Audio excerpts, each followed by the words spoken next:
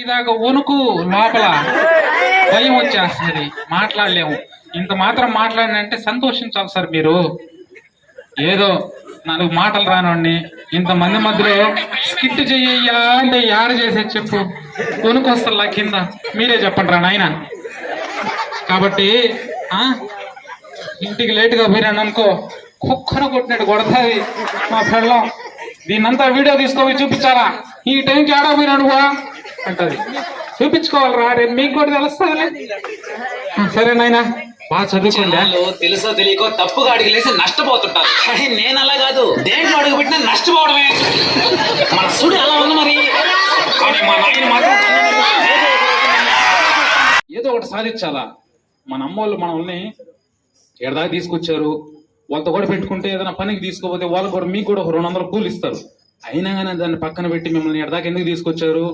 ఏదో మా బిడ్డ చదువుకుంటే మాకు రేపు తోడవుతాడు, ఏదో ఒకటి ఉద్యోగం చేసుకుంటే మాకు కూడా 4 మంచి పేరు వస్తుంది. మాకు కూడా పలానా కొడుకు పలానా ఉద్యోగం చేసుకుంటున్నాడు, లేదా పలానా బిజినెస్ చేసుకుంటున్నాడు, పలానా పని చేసుకుంటున్నాడు అంటే తల్లిదండ్రులుగా వాళ్ళకి గౌరవం. కాబట్టి మీరు ఇప్పుడు ఈ వయసులో నిర్ణయించుకోవాలా, మనం ఏం చేయాలి, మనం ఏం అవ్వాలి, పెద్ద అయినాక ఏం సాధించాలనేటువంటి నిర్ణయాన్ని ఇప్పుడే తీసుకోండి. సో చదివేవాడిని కాదు, హోంవర్క్ చేయమంటే చేసేవాడిని కాదు. సార్ వాళ్ళు కూడా కుక్కను కొట్టినట్టు కొట్టేవాళ్ళు. అట్లా చేసి ఇటు చేసి 10వ తరగతిలో ఎట్టో గుడ్డో మెల్ల పాస్ అయినా. దాని తర్వాత పడ్డా ప్రసాద్ సారు, అక్కడ రమేష్ సారు, అలాగే శ్రీనివాస్ సార్ అని చెప్పి మాకు లెక్చరర్లు ఉండేది. సో మీకు ఎలా అయితే ఇంత మంచి లెక్చరర్లు దొరికారో, మాకు ఇంటర్మీడియట్ స్థాయికి బాగా వెన్ను తట్టి ప్రోత్సహించే లెక్చరర్లు దొరికారు. అక్కడ పడింది మాకు బీజం. ఏదైనా సాధించాలి, 10వ తరగతి వరకు అంత నాలెడ్జ్గా ఉండేవాడిని కాదు. ఏదైనా సాధించాలనేటువంటి ఉద్దేశంతో ఇంటర్మీడియట్లో నిర్ణయించుకున్నాం, ఏదైనా సరే ఉద్యోగం సాధించాలని చెప్పి.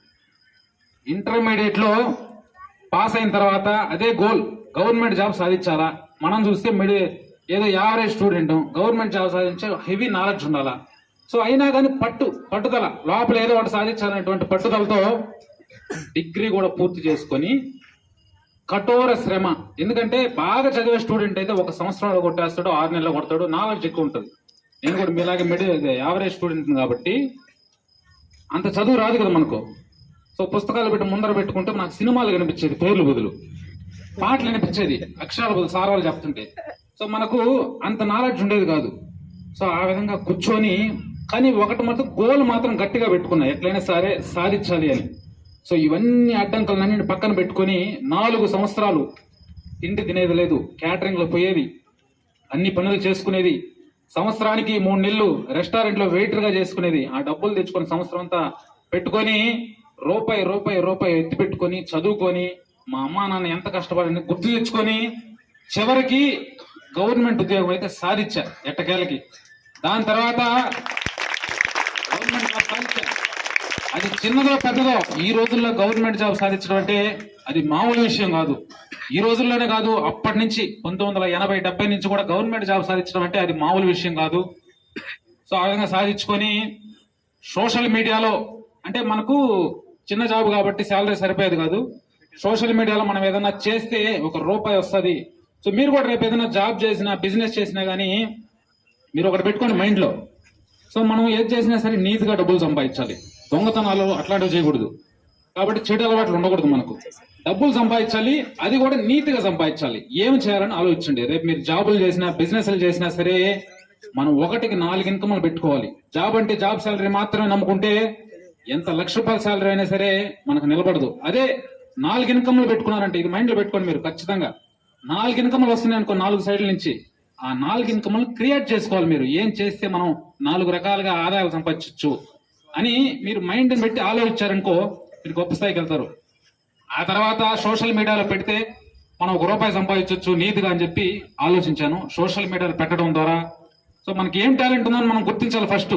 సో ఆ టాలెంట్ ఉందని చెప్పి మనం గుర్తించాము. సోషల్ మీడియాలో రావడం వల్ల, భగవంతుడి దయ వల్ల ఈరోజు మన రాష్ట్ర స్థాయిలో అందరికీ తెలియడం, 1.3 మిలియన్ రావడం, అది మా తల్లిదండ్రుల ఆశీర్వాదం, అలాగే మా గురువుల ఆశీర్వాదం.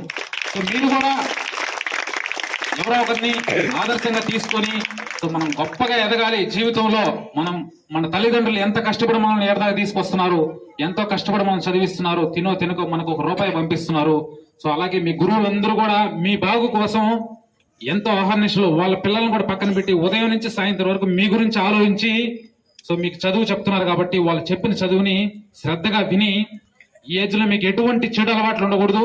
జాగ్రత్తగా మనం వచ్చిన పని ఏందని చెప్పి గుర్తుపెట్టుకొని మంచిగా చదువుకొని రేపటి రోజున పెద్ద స్థాయికి వెళ్ళి ఆ రోజున మీ తల్లిదండ్రులకి మీ గురువులకి మంచి పేరు తీసుకురావాలని ఈ సందర్భంగా మీ అందరూ కోరుకుంటున్నాను. అలాగే ఈ అవకాశాన్ని ఇచ్చినటువంటి పెద్దలందరూ కూడా నా మనస్ఫూర్తిగా థ్యాంక్ యూ చెప్పుకుంటున్నాను. Thank you sir, thank you so much.